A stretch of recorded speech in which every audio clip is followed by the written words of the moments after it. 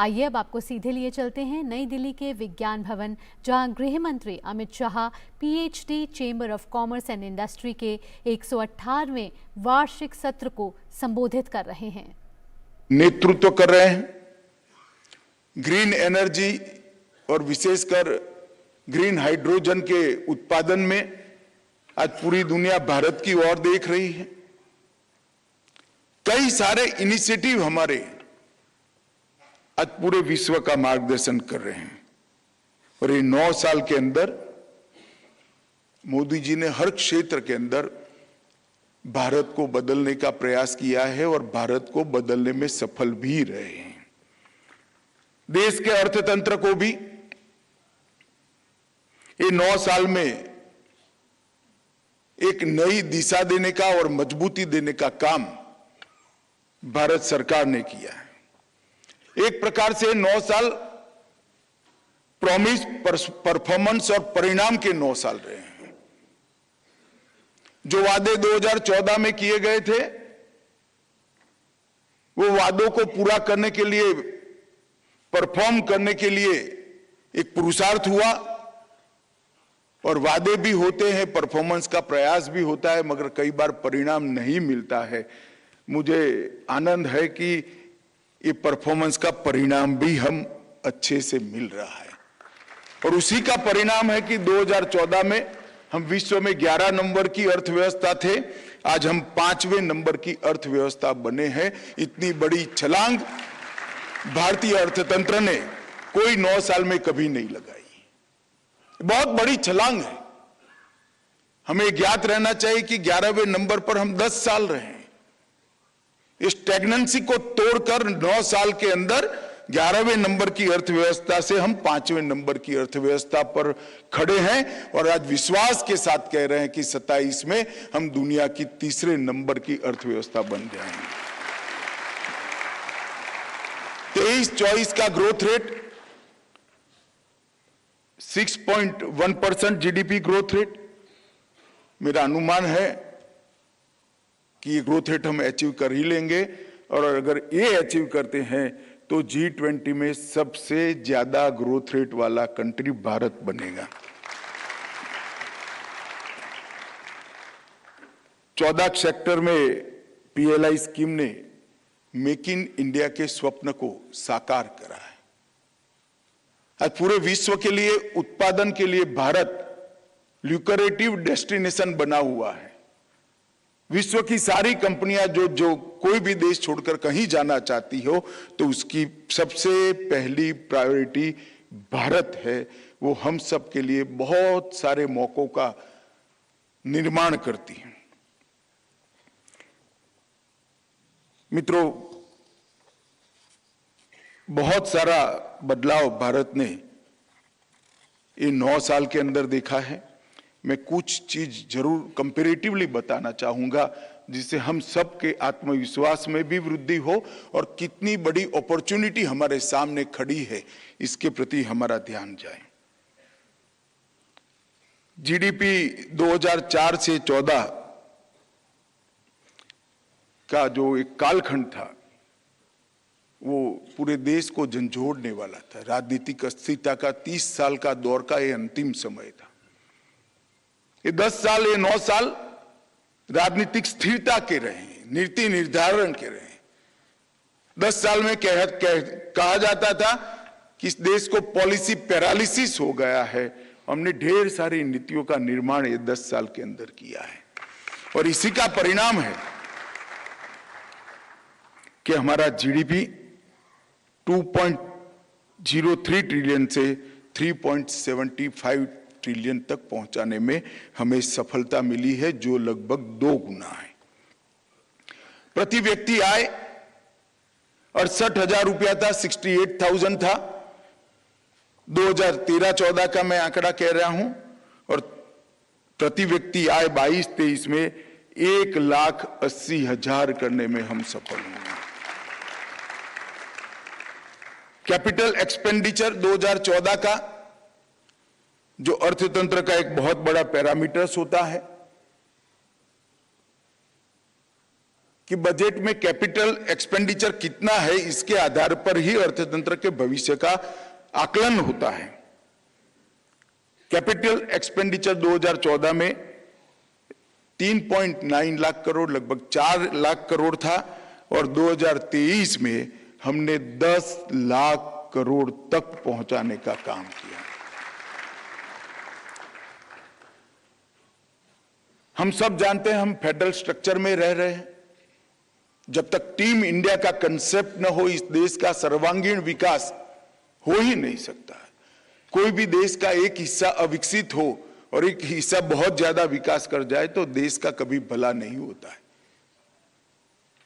तो team India के concept को मोदी जी ने बढ़ाया और भारत सरकार द्वारा राज्यों को आवंटित राशि, जो 2004 से 14 के बीच में 30 लाख करोड़ थी, एक दशक में 30 लाख करोड़, और 2014 से अब तक 9 साल में 30 लाख करोड़ की कंपैरिजन में 100 लाख करोड़ रुपया राज्यों को देने का काम केंद्र सरकार ने किया। इससे राज्यों के बजट भी काफी समृद्ध हुए हैं।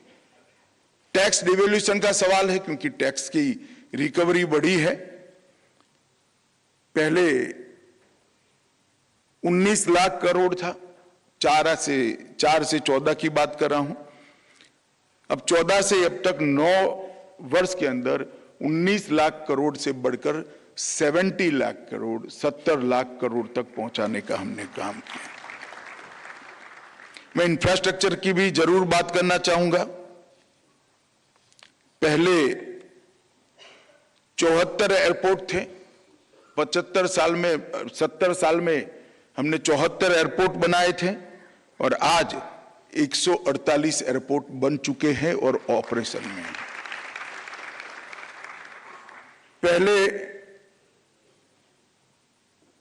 10 साल के अंदर 610 किलोमीटर रेलवे हमने बढ़ाई थी 2004 से 14। मैं इसलिए कहता हूं ये सारी चीजें, चाहे एयरपोर्ट हो, चाहे रेलवे हो, चाहे हाईवेज हो, ये इंडस्ट्री और ट्रेड को एक अनुकूल वातावरण देने का काम करते हैं। रेलवे पहले 610 किलोमीटर थी, बढ़ी थी 10 साल में, और ये 9 साल के अंदर 610 की तुलना में 6565 किलोमीटर रेलवे बढ़ाने का काम। हाईवे 2014 तक टोटल देश में नेशनल हाईवे 91,000 किलोमीटर था। 70 साल में हम 91,000 किलोमीटर हाईवे बना पाए थे। ये 9 साल के अंदर वो 91,000 किलोमीटर में हमने और 50,000 किलोमीटर जोड़ा है, टोटल 70 साल के जो आधा है। इंटरनेट के बगैर आज इंडस्ट्री की कल्पना हो नहीं सकती है। कॉस्ट पर जीबी इंटरनेट का जो कॉस्ट था वो 270 रुपये था, आज 10 रुपया पर जीबी पर इंटरनेट उपलब्ध हो गया है। यूनिकॉर्न स्टार्टअप देश में 2014 में 4 थे, आज 115 यूनिकॉर्न स्टार्टअप के साथ भारत विश्व में बहुत प्रमुख स्थान पर खड़ा है। 2014 में स्टार्टअप 350 थे, आज 1 लाख से अधिक स्टार्टअप हमारे अर्थतंत्र को गति दे रहे हैं। और एफडीआई इन्वेस्टमेंट, मैं 9 साल की बात करता हूं, $45 बिलियन था, अब $85 बिलियन के पार कर गया है। मैं किसी चीज को हम कॉन्सेंट्रेट करें तो भारत क्या कर सकता है, इसके लिए सिर्फ टॉय इंडस्ट्री की बात बताना चाहता हूं। टॉय इंडस्ट्री, मोदी जी ने बड़े इमोशन के साथ कहा कि बच्चे भी विदेशी खिलौने से खेलेंगे क्या, और $96 मिलियन का हमारा खिलौनों का एक्सपोर्ट था, उसको 2022 का आंकड़ा है मेरे पास, $326 मिलियन तक पहुंचाने का काम हमने किया है। ये मैं इसलिए कहता हूं कि इससे मालूम पड़ता है कि हम अगर तय करें तो क्या कर सकते हैं। हमारा जीएसटी कोई मानता ही नहीं था कि जीएसटी रोल आउट हो जाए। इतने बड़े देश में इतने सारे राज्य, इतने केंद्र शासित प्रदेश, अलग अलग पार्टियों की सरकारें, मगर जीएसटी का सपना हमारा साकार हुआ और टीम इंडिया के अप्रोच के कारण जीएसटी काउंसिल में एक ही निर्णय है जिसमें वोटिंग हुआ है, बाकी सारे निर्णय unanimously irrespective of party politics किए गए। ये जो साझा सोच की राजनीतिक संस्कृति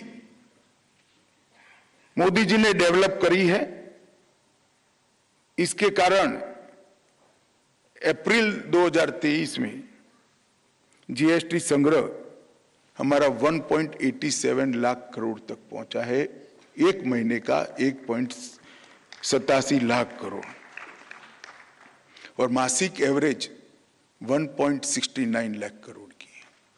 ये बताता है कि कितना बड़ा अचीवमेंट हमने किया है। विदेशी मुद्रा भंडार भी हमारा 309 अरब डॉलर था, अब 593 अरब डॉलर है। आज किसी को भी भय नहीं है पेमेंट की क्राइसिस का, क्योंकि हमारा एक्सपोर्ट बढ़ा है। ईज ऑफ डूइंग बिजनेस में भी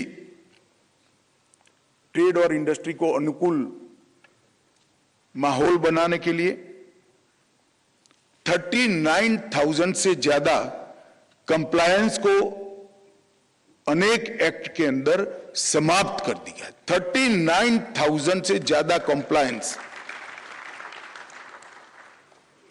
और 3,400 लीगल प्रोविजंस को क्रिमिनल से सिविल बनाने का काम नरेंद्र मोदी सरकार ने किया है। इससे अच्छा माहौल ट्रेड और इंडस्ट्री के लिए हो ही नहीं सकता। 3,400 प्रावधान से, चाहे इनकम टैक्स हो, चाहे कस्टम हो, चाहे जीएसटी हो, अलग अलग कानूनों में जहां क्रिमिनल प्रोविजंस थे, इसको बदलने का काम नरेंद्र मोदी सरकार ने किया। पेटेंट और ट्रेडमार्क में मैं आंकड़ा देना नहीं चाहता, परंतु इतना जरूर कहूंगा कि पेटेंट और ट्रेडमार्क में हमारी वृद्धि 50% से ज्यादा है। और ये जो बताता है कि भविष्य भारत का है, इससे मालूम पड़ता है। डिजिटल पेमेंट, आज G20 में जितने भी लोगों को मैं मिला इन 8-9 महीनों में, सभी लोग एक सवाल भूले बगैर पूछते थे, आपके यहां ये डिजिटल क्रांति भारत जैसे देश में कैसे गई। जयपुर में कोई डिप्लोमेट गए हुए थे, उन्होंने रोड पर लगी हुई सब्जी के ठेले पर जब पेटीएम देखा तो उसने कहा ऐसा ट्रांसफॉर्मेशन मैंने जीवन में कहीं नहीं देखा। एक ठेले वाली महिला ने भिंडी की, उसकी जो बड़ा ढक था, इसके ऊपर पेटीएम का कार्ड रखा हुआ था, पेटीएम करने के लिए। इतना बड़ा ट्रांसफॉर्मेशन, बहुत बड़ा ट्रांसफॉर्मेशन डिजिटल लेन देन में किया है और इसका नतीजा भी मिला है। 2013-14 के साल में 127 करोड़ ट्रांजैक्शंस हुए थे और 2022-23 में 127 करोड़ से बढ़कर 12,735 करोड़ ट्रांजैक्शन डिजिटल लेन देन के लिए। कितनी सारी नेगेटिव ऊर्जा को समाप्त कर दिया इसने। कोई चेक डालेगा, 2 दिन तक क्लियरिंग में जाएंगे, कोई होल्ड कर देगी बैंक, सारी चीजें, नो क्लियरेंस, नथिंग। भीम ऐप आज यूपीआई के साथ जुड़ने के लिए पूरे देश के लोग, दुनिया के लोग लालायित हैं और वैश्विक रियल टाइम डिजिटल भुगतान पूरे दुनिया का जो है, इसमें मैं आपको बताना चाहूंगा, आपको भी आनंद होगा कि इसमें 40% हिस्सा अकेले भारत का है पूरी दुनिया में। 50 करोड़ लोग ऐसे हैं, 50 करोड़ परिवार, 50 करोड़ लोग ऐसे हैं जिनके पूरे परिवार में एक भी बैंक अकाउंट नहीं था। इसका मैं आपकी भाषा में अर्थ करना चाहता हूं कि इस देश की आबादी तो 130 करोड़ है, पर इस देश का मार्केट 70 करोड़ का था, क्योंकि 50 करोड़ लोगों के पास बैंक अकाउंट ही नहीं था। मोदी जी ने ये सभी को बैंक अकाउंट प्रोवाइड कर आज 50 करोड़ लोगों को देश के अर्थतंत्र के साथ जोड़ने का काम किया है। अब भारत का मार्केट, मैं विश्वास से कह रहा हूं, 70 करोड़ आबादी का नहीं है, 130 करोड़ की आबादी का मार्केट भारत बन गया। इंफ्रास्ट्रक्चर के अंदर पहले कभी 11 किलोमीटर रोड एक दिन में बनता था, अब 37 किलोमीटर बनता है। वंदे भारत ने हमारे रेल के द्वारा यात्रा का पूरा कंसेप्ट को चेंज किया है। अब 27 शहरों में, पहले 3 शहरों में थी, अब 27 शहरों में मेट्रो है। 10 लाख से ज्यादा इलेक्ट्रिक व्हीकल्स रोड पर है। भारत नेट जो पहले 30,000 किलोमीटर बिछाई गई थी, अब 6,20,000 किलोमीटर ऑप्टिकल फाइबर बिछाकर हर पंचायत को ऑप्टिकल फाइबर देने का काम किया। इंटरनेट कनेक्शन में पिछले 8 सालों में 230% की रेट से वृद्धि हुई है। और नॉर्थ ईस्ट जो कनेक्ट नहीं था देश के, आज मैं आपको विश्वास से कहता हूं 2027 तक नॉर्थ ईस्ट के 8 राज्यों की कैपिटल रेल, रोड और हवाई मार्ग से देश के साथ जुड़ जाएगी। ये बहुत बड़ा परिवर्तन है। लैंड पोर्ट अथॉरिटी को भी हमने सजीवन किया है। हमारे आसपास के सभी देशों के अंदर इसके माध्यम से 42,000 करोड़ रुपए का व्यापार हुआ है। ये सारा इंफ्रास्ट्रक्चर जो बना है, हेल्थ का क्षेत्र हो, एजुकेशन का क्षेत्र हो, इसके माध्यम से ट्रेड और इंडस्ट्री को ढेर सारी गति मिली है। मित्रों, मैंने बहुत बारीकी से 2014 से 4 से 14, क्योंकि मैं भी गुजरात सरकार में मंत्री था, भारत सरकार की सभी नीतियों का मैं अभ्यास करता था। एक स्टेज पर तो ऐसा लगता था कि इस देश में शायद ऐसा समय आ गया कि हमें लगता है कि कोई नई नीति की जरूरत ही नहीं है। पॉलिसी के मामले में साच अर्थ में एक क्रिटिसिज्म नहीं था। साच अर्थ में स्थिति ऐसी थी कि इस देश को पॉलिसी पैरालिसिस हो गया। और मोदी जी ने ढेर सारी पॉलिसीज बनाई। National policy on electronics, make in India, जिसका मजाक उड़ाया जाता था, आज पूरे विश्व भर में उत्पादन के क्षेत्र में आज हम ड्रीम डेस्टिनेशन बने हुए हैं। Startup India, skill India, GST, digital India, उड़ान योजना, राष्ट्रीय क्वांटम मिशन, राष्ट्रीय शिक्षा नीति, न्यू एजुकेशन पॉलिसी। मैं आपको आज कहना चाहता हूं कि हमारी नई राष्ट्रीय शिक्षा नीति, न्यू एजुकेशन पॉलिसी का आपके कंपनी में एक छोटा सा टीम बनाकर स्टडी जरूर करिएगा।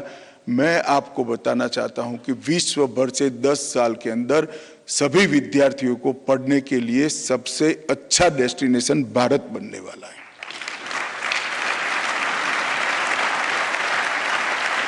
और आजादी के बाद ये पहली एजुकेशन पॉलिसी ऐसी है जिसका कम्युनिस्टों ने भी विरोध नहीं किया है। कम्युनिस्ट विरोध न करे ऐसी कोई पॉलिसी हो ही नहीं सकती। इंडियन स्पेस पॉलिसी के अंदर आमूलचूल परिवर्तन किया है। स्पेस का बाजार आज हमारे लोगों के लिए खुला है। ड्रोन पॉलिसी बनाई, ड्रोन का बाजार भी विश्व का आज हमारे लिए खुला हुआ है।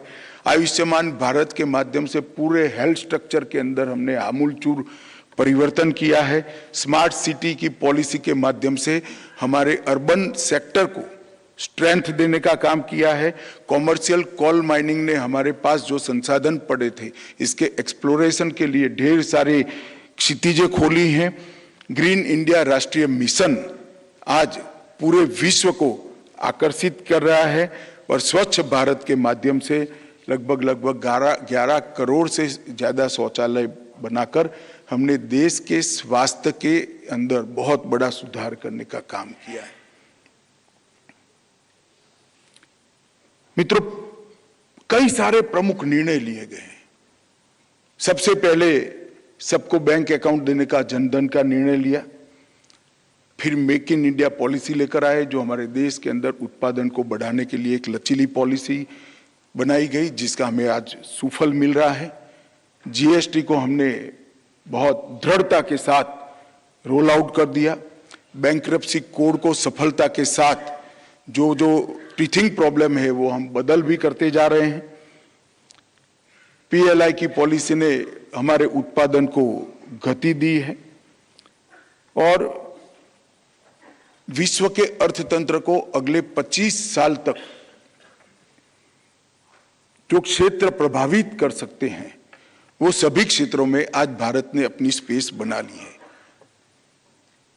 विश्व के अर्थतंत्र को अगले 25 साल तक green hydrogen, semiconductor, electric vehicle, solar energy, defence, drone, अंतरिक्ष space, mining and green fuel, ethanol, एक क्षेत्र आने वाले 25 साल तक विश्व के अर्थतंत्र को प्रभावित करने वाले हैं। ये सभी क्षेत्रों में भारत ने सफलता के साथ आज हमारा बेस डालने का काम किया है। अब काम आपको करना है, ये सभी क्षेत्र में परफॉर्म कर हमें विश्व में अपनी जगह बनानी है। एक विजन के साथ मोदी जी ने आने वाले 25 साल तक विश्व के अर्थतंत्र को प्रभावित करने वाले सभी क्षेत्रों में भारत के अंदर एक स्ट्रॉन्ग फाउंडेशन डालने का काम किया है और मैं मानता हूं इसका बहुत अच्छा परिणाम हमें मिलने वाला है। मैं तो आज आप लोगों को कहने आया हूं कि यहां से संकल्प कर जाइएगा कि भारत की इंडस्ट्री ने साइज भी बदलनी है और स्केल भी बदलना है। यही समय है, सही समय है।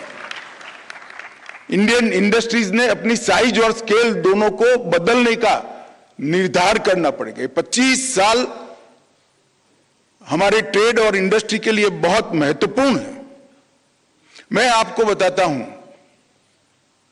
जब कोरोना आया तब दुनिया भर के पंडित अपने देश की चिंता नहीं करते थे। जो सो कॉल्ड डेवलप कंट्रीज है वो सारे हमारी चिंता करते थे कि भारत में क्या होगा। को बहुत सारे लोग चिंता करते थे कि भारत में क्या होगा। कोरोना से मृत्यु के आंकड़े भी प्रति लाख हमारे सबसे कम रहे। वैक्सीनेशन भी सबसे पहले बनाने वाले देशों में भारत था। और मैं बताता हूं, मेरी 2 बहनें अमेरिका रहती है, उनको वैक्सीनेशन कराने में कितनी तकलीफ पड़ी है। आप किसी को कोई तकलीफ नहीं पड़ी होगी। कॉफी पिलाकर मोदी सरकार ने वैक्सीनेशन कर रिसीट भी आपको मोबाइल पर दे दी।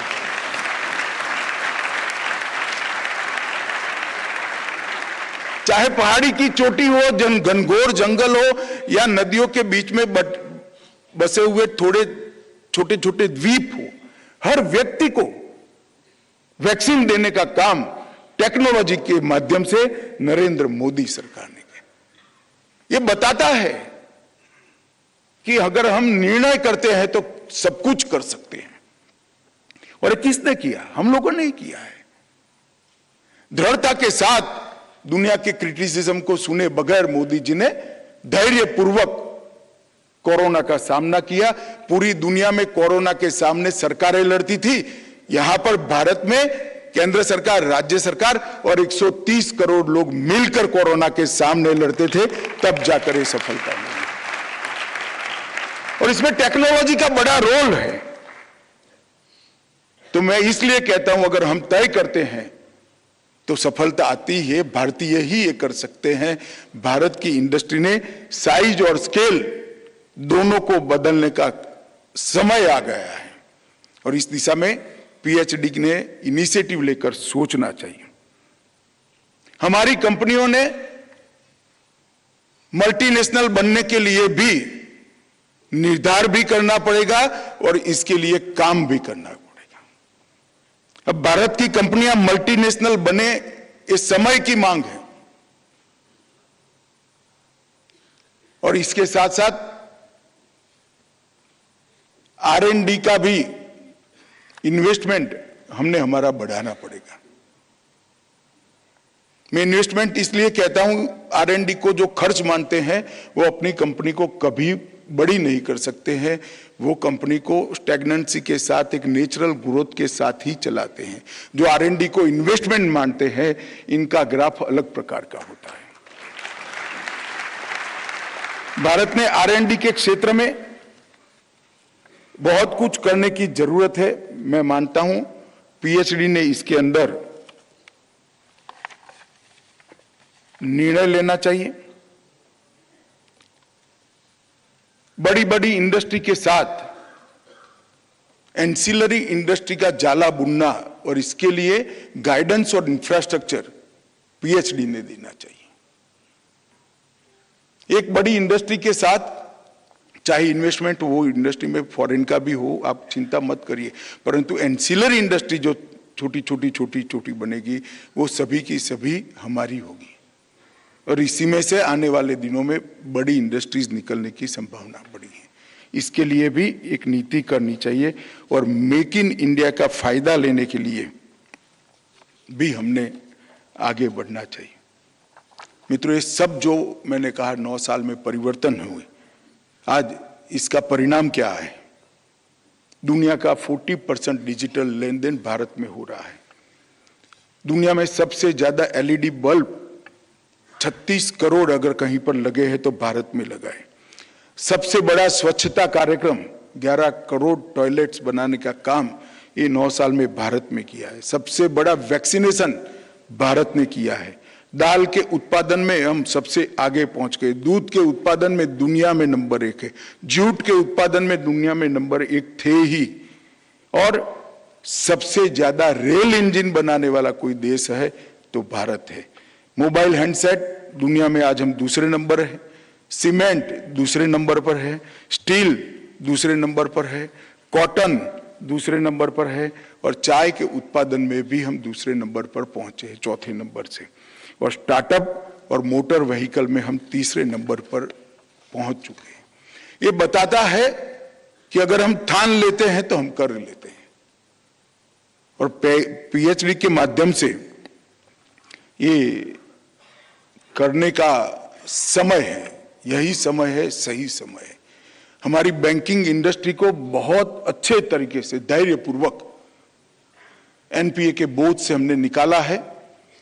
कभी पब्लिक सेक्टर बैंक्स के सभी बैलेंस शीट प्रॉफिट में हो, बहुत समय से 32 साल से ऐसा दिन नहीं आया था। अब हमें दिन देखने को मिला है कि पब्लिक सेक्टर बैंक प्रॉफिट। ये बहुत बड़ा परिवर्तन हुआ है। एमएसएमई के लिए 9,000 करोड़ का क्रेडिट गारंटी फंड ट्रस्ट भी बनाया गया है एमएसएमई के बढ़ावा देने के लिए। और मैं मानता हूं ढेर सारे और भी इनिशिएटिव लिए, मैं डिटेल में बताना नहीं चाहता, परंतु मैं इतना बताना चाहता हूं कि हम चैम्बर ने इसका फायदा लेना चाहिए। मित्रों, अंत में पीएचडी और जितने भी हमारे इंडस्ट्रीज एसोसिएशन है, ट्रेड और इंडस्ट्री एसोसिएशन है, सभी ने भारत सरकार की इस सभी पॉलिसियों के स्टडी के लिए ग्रुप बनाना चाहिए और इसमें से कुछ चीजों को सिलेक्ट कर आंतरिक चर्चा कर बंटवारा कर वो पॉलिसी के असिस्टेंस के लिए भी आपके यहाँ आम खड़े करने चाहिए। और ये जो अप्रोच टीम इंडिया का अप्रोच बनाया है मोदी जी ने, टीम इंडिया का मतलब भारत सरकार और राज्य सरकार नहीं है। टीम इंडिया का मतलब इस देश का हर एक किसान और हर एक छोटी से छोटी इंडस्ट्री और बड़ी से बड़ी इंडस्ट्री मिलकर ही टीम इंडिया होता है। तब जाकर 2047 में हम हमारे लक्ष्य तक पहुंच पाएंगे। मित्रों, आज समय है, अमृतकाल की शुरुआत है, समय है संकल्प लेने का और समय है संकल्प से सिद्धि का रोड मैप बनाने का। इसलिए मैं फिर से एक बार कहता हूं, यही समय है, सही समय है। मैं आशा करता हूं पीएचडी भी मोदी जी ने जो नीतियां बनाई है इसके लिए एक इकोसिस्टम बनाए और इसका मैक्सिमम फायदा हमारे युवाओं को मिले, हमारी महिलाओं को मिले और एमएसएमई को मिले। इस दिशा में हम आगे बढ़े। आप लोगों ने मुझे आपसे बात करने का मौका दिया, इसलिए हृदय से आपका बहुत बहुत धन्यवाद कर मेरी बात को समाप्त करना। विज्ञान भवन से सीधा प्रसारण, जहां गृह मंत्री अमित शाह ने सही तौर पर कहा कि पिछले 9 सालों की अगर बात की जाए तो अमूलचूल परिवर्तन जो है, बदलाव जो है वो हमारे देश में देखा जा रहा है। हर एक क्षेत्र की बात की जाए, हर जगह की बात करें, ना सिर्फ शहर बल्कि गांव भी अछूते नहीं रहे हैं। विकास की जो बयार है वो हर जगह देखी जा सकती है और यही नया भारत है जो 2047 तक विकसित भारत बनकर सबके सामने आएगा।